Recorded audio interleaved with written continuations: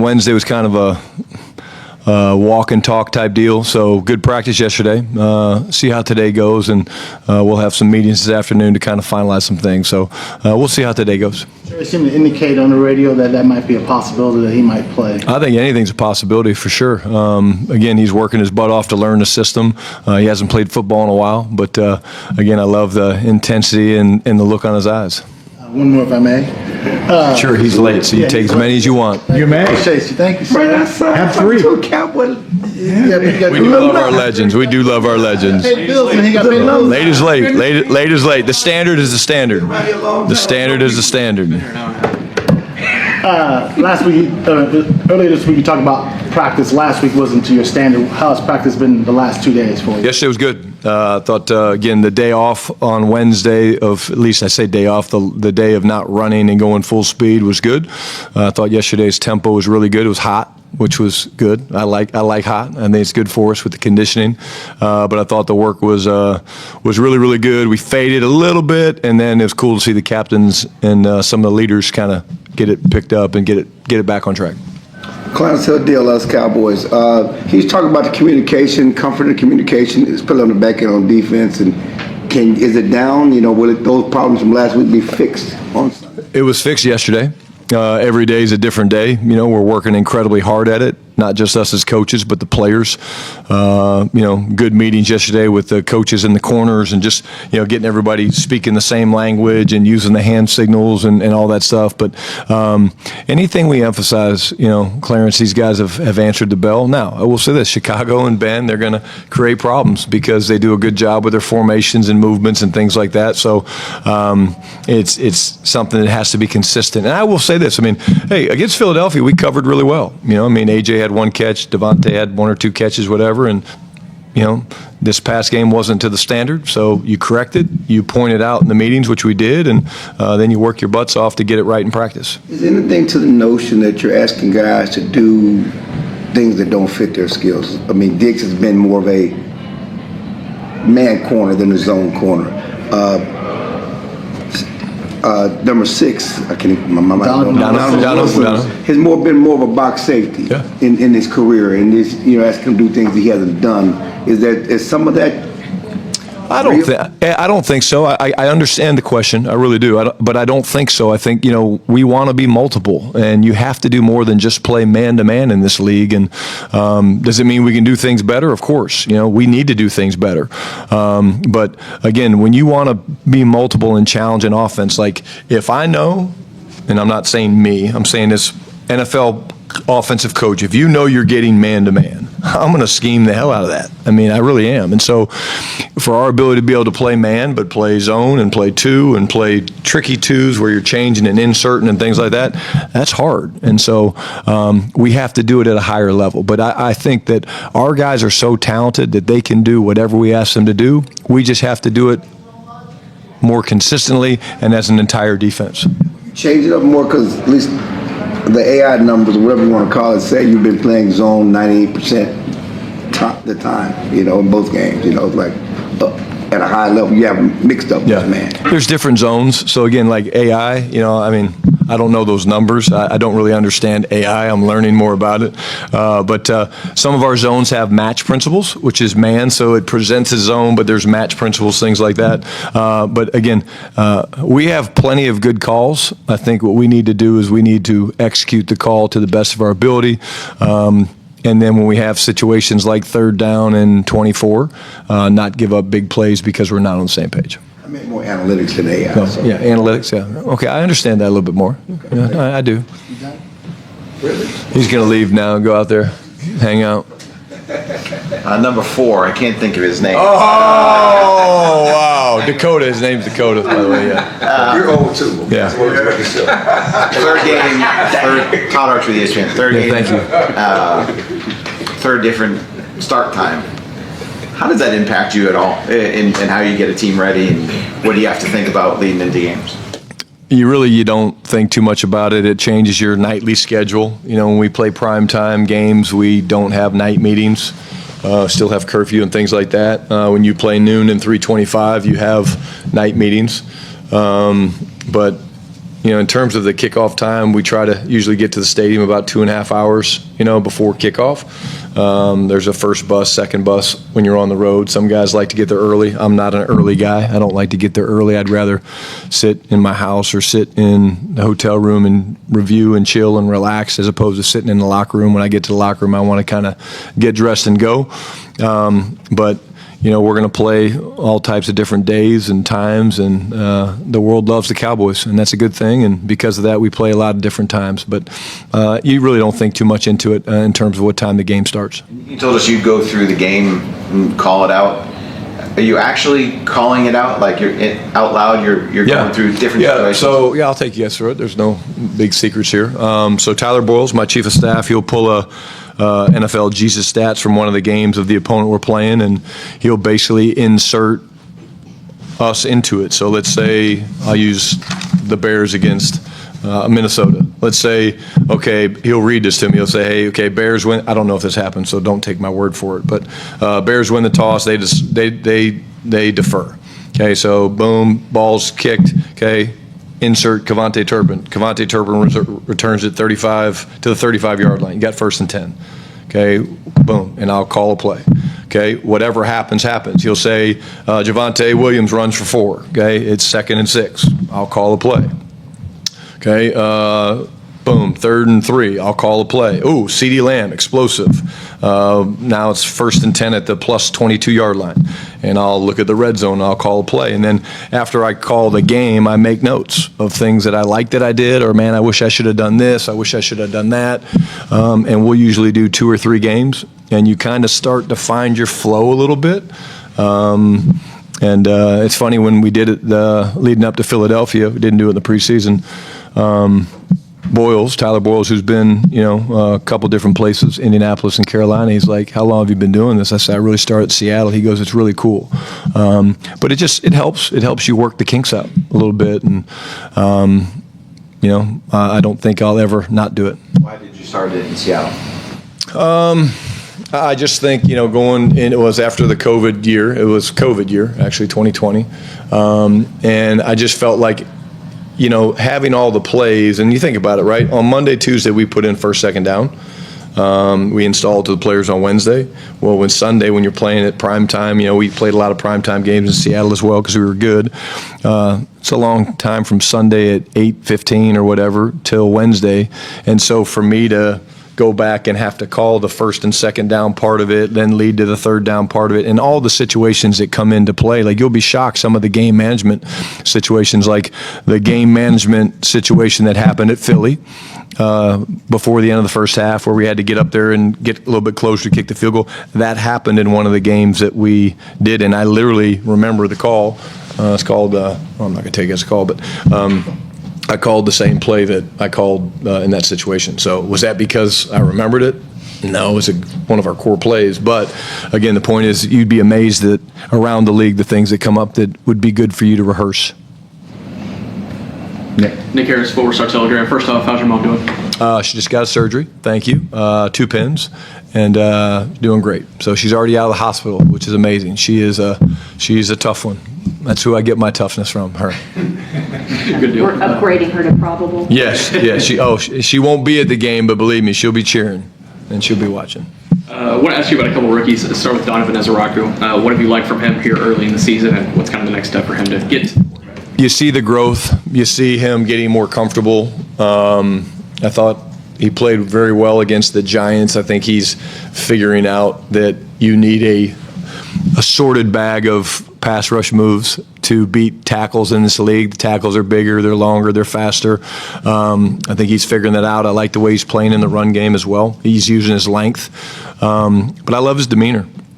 The way he approaches practice, the intentionality that you see from him in practice, I think is really cool for a young player. Again, I see him getting better, and that's what you want from young players. And again, I'm not surprised by it because of his makeup and the way he works, but I do see him improving, and I think these next couple games you'll see him take even another leap. And with Revel, I mean, it's got to be tough being, starting your first year and still having to work through this rehab process. What have you kind of seen from his mental strength to this point, and you expect to have him this year? Yeah, I mean, I really do. I'm not going to put a timetable on it, but again, I think here's what I said, and we had a staff meeting this morning, and I kind of talked to the coaches about it. I reminded them, right, like, make sure we're spending time and talking to and reaching out and checking on those guys that are hurt. It's not easy to be hurt.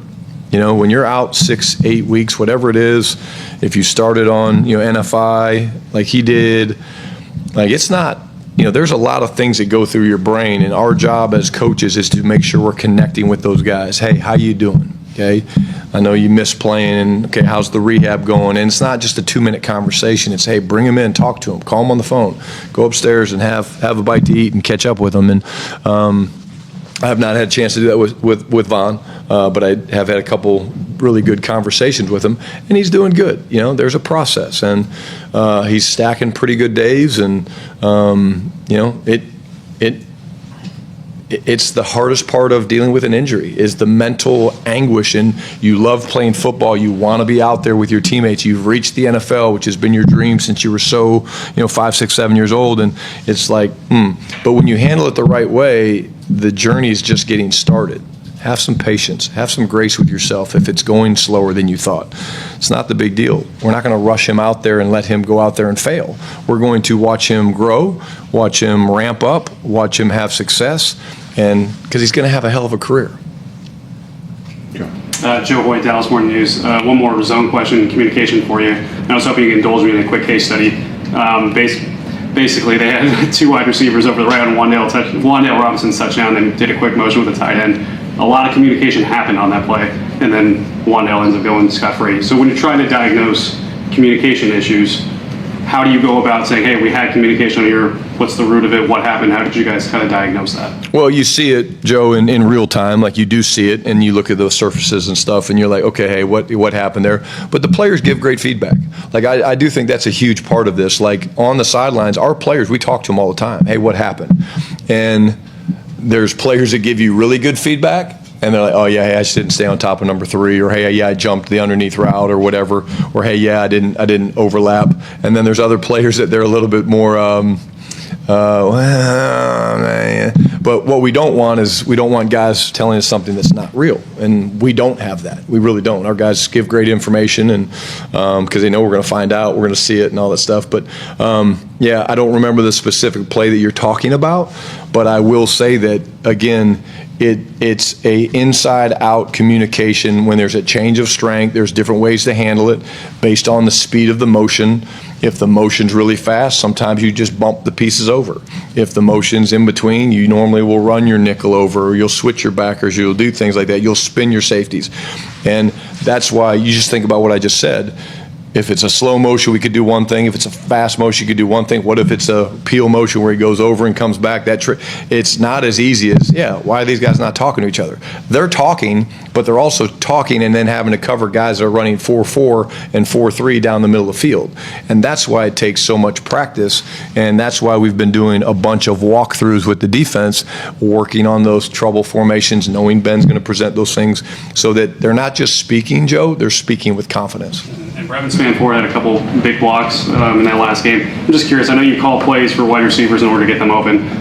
Do you have guys that maybe say, hey, I want to use this guy as a blocker, and specifically this play, so I'm kind of using the same methodology, or is it just, hey, we're going to run our play and hope that Brevin's doing No, I think you guys know how I feel. I mean, I'm all about, players are who make the magic happen, and Brevin's played extremely well and physical the last couple games, and on Miles Sanders' touchdown run, you can find the block. It's easy to find, but he was dominant at the second level against a linebacker.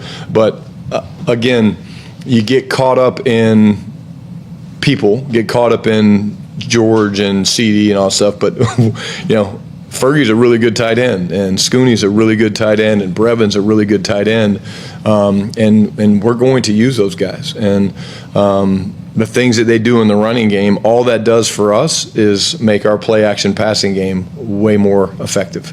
And that's, I think, what we're excited about in these next couple of weeks is, okay, people are going to pay attention. I mean, Dennis Allen's going to double CD. I think I said that the other day. He's going to. He should. I'd double CD. I might triple CD. But those other guys have to be ready to make the play, and they will. Okay. Hey, Coach. Patrick Walker, DallasCowboys.com. It's not easy to pull a smile out of Brock Hoffman, but when I asked him about the level of excitement combining his demeanor, that lunch pail, blue-collar demeanor, he looked to the left, you got Tyler Smith, same demeanor. Looked to the right, got Tyler Booker, same demeanor. He smiled, showed all 32. Can you just talk about the value of being able, obviously you lament the loss of Cooper Beebe for a couple months, but having that type of guy to be able to step in between Tyler Booker and Tyler Smith and not have a drop off, at least in demeanor. Yeah, you never want players to get injured, and Brock doesn't want anything bad to happen to Cooper Beebe, but the nature of the National Football League and football in general is there's going to be injuries, and it's the next man up. It's going to take it, I say all the time, for us to go where we want to go to win a Super Bowl. It's going to take all 69. You know, Brock is the guy that he prepares like a starter every week. So when he gets an opportunity like he's going to get this week and for a few more weeks after this, he's going to be ready. And he is one of the unquestioned leaders in that room. It just goes to show you don't have to be a starter per se to be a leader. We want leadership from all different levels of our locker room and each position room. But confidence is generated by having good players around you. And when you have good players around you, you tend to be more confident. And I don't know what he has up his sleeves in terms of trash talk and things like that. But what I've told him is, you be you, play to the edge, but don't go over the edge. And he has a great knack for doing that. Christy Scales, 105.3 The Fan, Cowboys Radio. Last week was the first in which you had the game captain in addition to the season-long captains, Malik. How are you doing that internally? Are you notifying that person like in front of a meeting that, you know, the weekend of, is it like Ring of Honor committee of one making the decision, or you're taking input from? Well, no, and thank you for asking. I think it's awesome. I think these guys deserve it. So when we went to the yearly captains, it was something that I always wanted to do in terms of wearing that C on your chest is cool. It's important. It's a badge of honor. No pun intended. But I also know that, like I've said, there's more than 6 great leaders in our locker room. What I think so great is that when you have the game captain of the week, one of the actual captains has to bow out of the coin toss because the league only allows you to send 6 guys out there. So last week, I did it. There's a thread with the captains and myself and a couple of people, and both Osa and Dak. I said, "Hey, who wants to sit this one out?" And Osa beat Dak by a matter of seconds. So Osa, he sat out the coin toss so that Malik could go out there. And then the staff has a huge part of selecting it. So they nominate each side of the ball, offense, defense, special teams. They nominate someone that is exemplifying the things that we want, playing well, having leadership, playing with toughness, playing with grit. And I kind of talk to them about it, and I make a decision. And this week's captain is a guy that really, really proud of. He's playing great football right now, will be Javonte Williams. And I told the team that today. And Friday we tell them who the. So you're pulling them up and acknowledging. Yes, we don't pull them up, but we announce them, and everybody goes crazy. Thank you. Clarence. Who's bowing out? I haven't sent the text yet, but it won't be Osa because I'm not going to make Osa yet. I said, let's be honest. I mean, CeeDee's probably not looking at his phone, so at some point we'll come up with a formula, you know, because CeeDee's probably gaming, so you know he's probably not looking at his phone. But we'll take turns and we'll rotate it. He will take his phone though. He will grab his phone. Oh yeah, oh yeah. What does Jaden Blue need to do to get active? You're going to hate the answer, but I'm going to keep saying it. Be more consistent. He's had 2 really good weeks of practice. He really has. Right now, when you look at the numbers in the roster, you know, we're a little heavy on defense. Obviously, we're beat up on defense, so we're a little heavier on defense. So we're short, I'd say, a body or 2 on offense. But he can't get caught up on that. And he has to continue to control what he can control, which is to do a really, really good job in practice. Spending the extra time with Nick Sorensen with special teams. You can't just be a returner because we've got an all-world returner in Terp, and Jaden's a really good returner. We all know that. You know that. But okay, let me see your gunner reps, and let me see this. And he's doing a phenomenal job of learning the system. But the biggest thing is just the consistency, and we see trends from him. We see trends from Mozzie. And like I said, when we sit down this afternoon after we go through today's practice, and we'll make some of those decisions. And the last thing that I say, and I say this to all the guys that become inactive, is these things change fast. I remember 2 years ago we're in Washington, and it was to win the division. And all of a sudden, I think it was Brock was going to be down, and Zach Martin showed up at the stadium, man, and just was throwing up and sick.